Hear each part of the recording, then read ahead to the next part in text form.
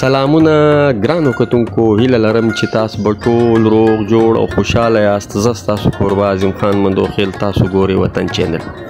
ګرانو کتونکو، د شاهد عثمان صاحب په ډایرکشن کې چې کوم نوی فلم جوړیږي جانان، دا جانان فلم په 4-5 حوالو ډیر اهم فلم دی. په دې حواله له تاسو سره معلومات شیر کول غواړم، خو تر دې لمخه تاسو ته پکار دی زما چینل شیر کړئ، سبسکرایب یې کړئ، فالو یې کړئ او ډیر ښه کمنټس باندې ولیکئ. نو ستاسو د کمنټس په ذریعه به زه پروګرام نورم ښایسته کړم.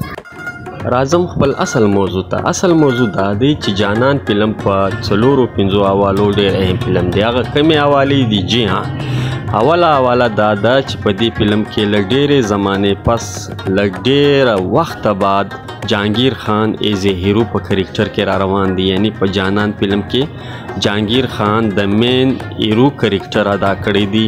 د ډیرو مینوالو به دا ډیمانډ و چې جهانگیر خان باندې یو داسې فلم جوړ کړي چې په هغه فلم کې جهانگیر خان ایز هیرو راشي. نو شاهد عثمان صاحب د هغو مینوالو دا ډیمانډ پوره کړی، په دې فلم کې جهانگیر خان ایز هیرو را روان دی.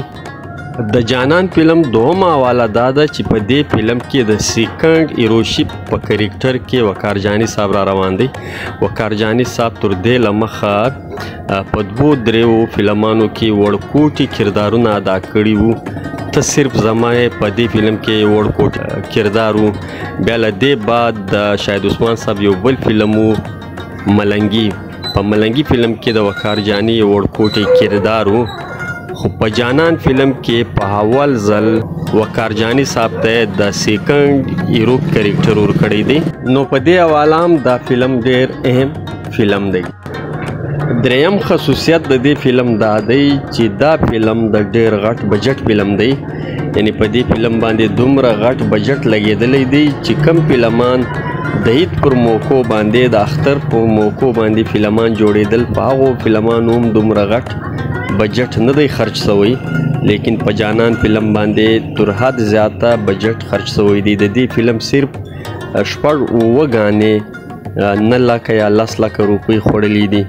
یعنی پر دې باندې د رحیم شاه په آواز کې، د اسملتا په آواز کې او داسې د ډیرو ګلوکارانو سندرغاړو په آواز کې په دې فلم کې ډیر د خوند بلکې ډیر د ټاپ غانې ریکارډ شوي دي چې کتونکي به دا غانې خوښه کړي. نو په دې حواله هم دا فلم یو ځان له خصوصیت لري، یو خاص خبره لري.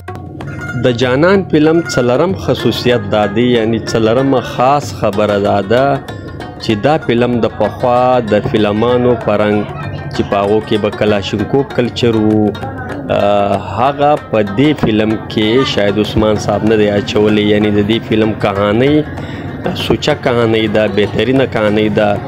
ډیر هغه کلاشینکوف، هغه ډزا، هغه وهن، هغه کوټن هغه په دې فلم کې نسته. نو په دې حواله هم دا فلم یو ځان له خصوصیت لري، یو جلا جدا خصوصیت لري. جانان فلم 5م خصوصیت دا لري چې په دې فلم کې یو ځل بیا اصغر چیمه صاحب مرکزی ویلن په کریکټر کې را روان دی. تر دې له مخه اصغر چیمه صاحب ملنګي کې چې کوم ویلنتوب کریکټر ادا کړی وو، هغه کریکټر کتونکو ډیر خوښ کړی وو. نو توقع دا ده چې په دې فلم کې به د اصغر چیمه صاحب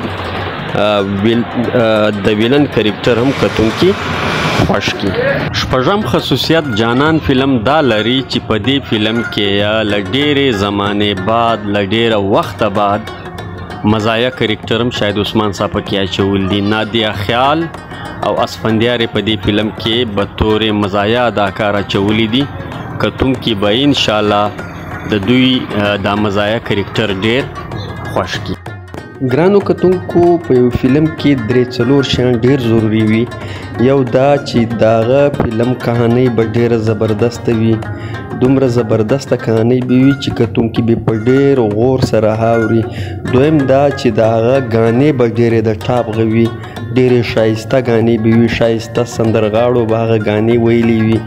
دریم دا چې د هغه فلم بیکګراوند موسیقي ډیره د خوند موسیقي به وي. څلرم دا چې د هغه فلم کې چې کوم فنکاران ډایلاګونه وایي، مکالمې وایي، هغه مکالمې به ډیرې د ټاپ مکالمې وي. که دا 4-5 شیان په یو فلم کې وي نو بیا هغه فلم له هیټ کولو هیڅوک راګرځولی نسي. هغه فلم به کتونکي ډېر خوښ کړي. که یو فلم کې په یو شو کې څومره کتونکي وي، هغه کتونکي چې دا فلم وګوري له سینمې بهر راسي، نو بهر و خپلو یارانو دوستانو ته و فلم خوښونکو ته ووایي چې فلم ډېر زبردست و، نو فلم ته بیا کتونکي په سلګونو راځي، په زرونو راځي. په جانان فلم کې شاهد عثمان صاحب دا ټول شیان اچولی دي، یعنی په دې کې ایکشن هم سته، زبردست غانې هم سته، زبردست بیکګراوند موسیقي هم پکې سته. له دې سره سره ډېرې د خوند مکالمې اداکارانو ویلي دي. نو په دې ټولو حوالو دا فلم اهم دی. ګرانو کتونکو دا و د جانان فلم خصوصیات چې ما له تاسو سره شیر کړل. تر بل خوندور پروګرامه پورې مو پر لوی بادار سپارلي یاسته. د خدای په امان.